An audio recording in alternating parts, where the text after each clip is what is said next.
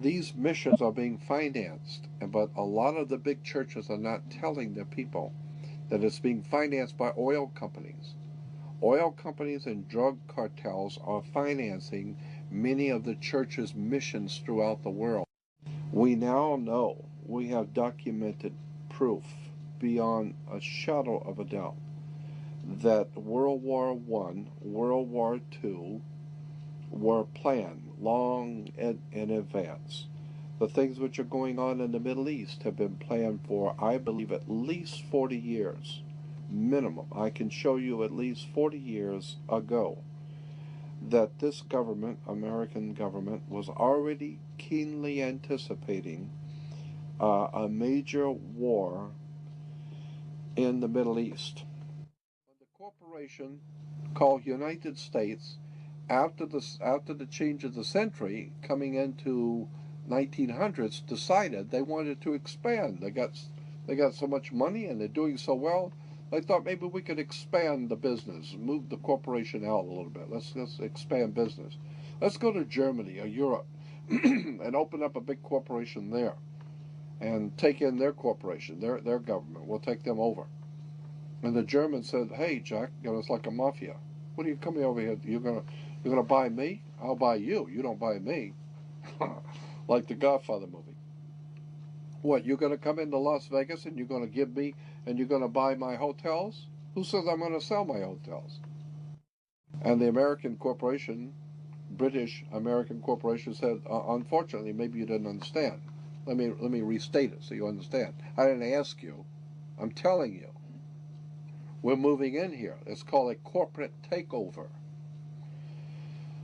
And so there was a hostile corporate takeover where the American corporation decided they want to take over in Europe, and they didn't want to be taken over. Well, it's too bad. We'll take over anyway. So they called it a hostile corporate takeover. We call it World War I.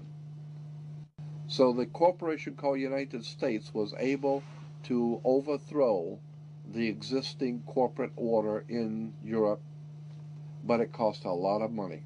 They had to build a lot of tanks and jeeps and pay a lot of people, and the corporation, well, they were successful. They did what they wanted to do, but they went broke doing it.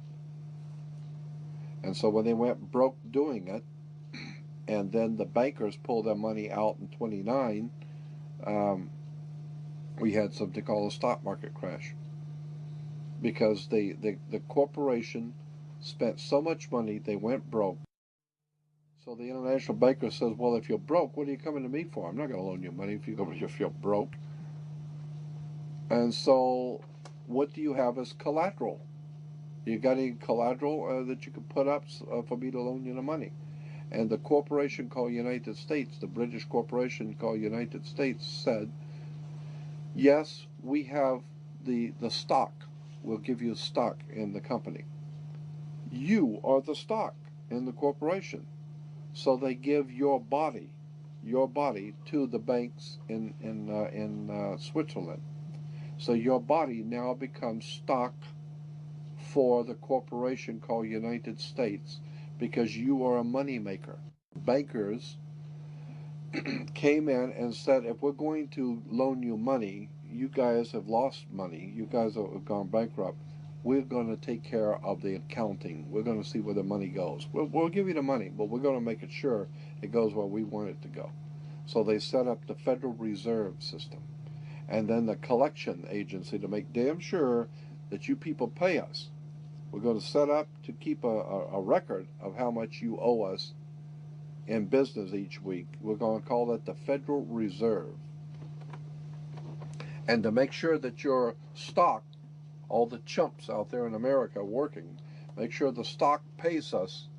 We're going to make sure they pay us. You don't just tell me you're going to pay. I'm going to make sure they're going to pay. So we will set up a collection agency. Our own personal collection agency is called the Internal Revenue. You mess with us, Jack, and we're going to hurt your face. You owe us money. So the banks loan money to the privately owned corporation called United States, and the United States corporation gave your body, your birth certificate, to the banks as collateral for the loan, and that's why today Americans are nothing but slaves. Now, this is something I want you to understand, and you need to listen carefully because this is profoundly important. Most people have never heard this and don't even understand what I'm trying to say. So try and follow what I'm going to tell you. There are two kinds of law on the earth, as I've said. One is called civil law, which is the law of the land, and one is called maritime admiralty, which is called the law of water. Maritime admiralty is banking law. And the law on the maritime admiralty says that you, because you came out of your mother's water, are a maritime admiralty product.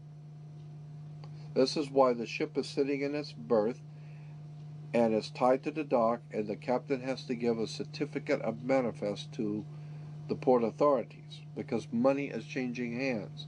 This is why when you were born, you have to have a birth certificate.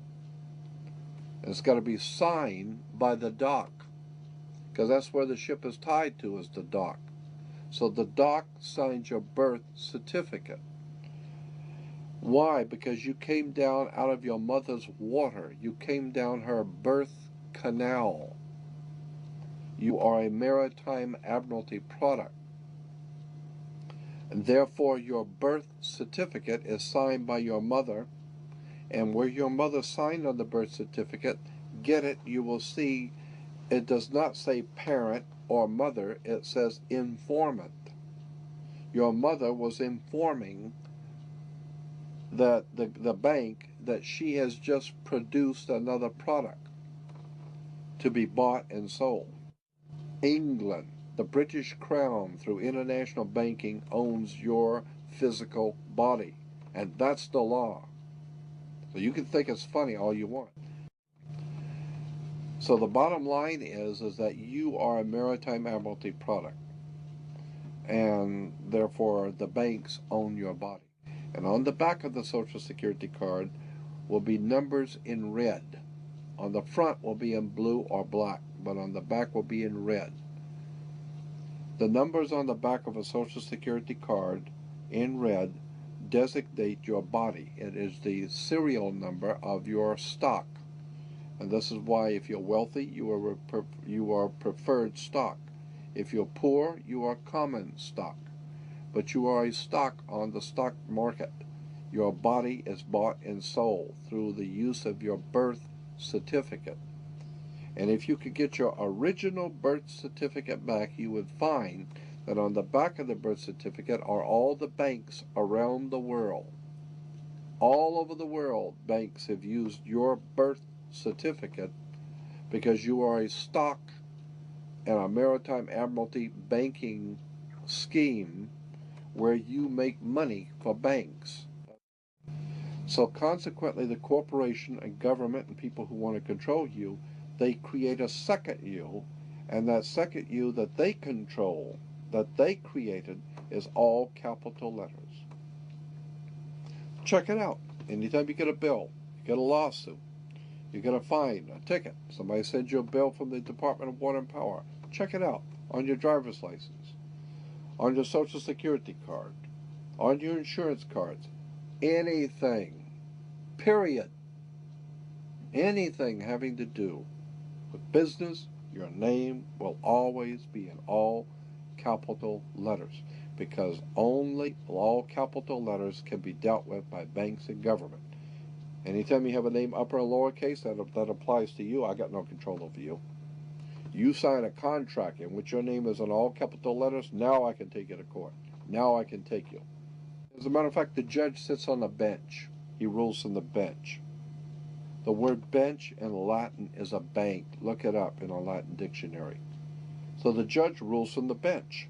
Right, because he's ruling for the bank. Why? Because somebody's going to pay. It's just a game here. The Queen of England wants a cut of the American blood. She wants a piece.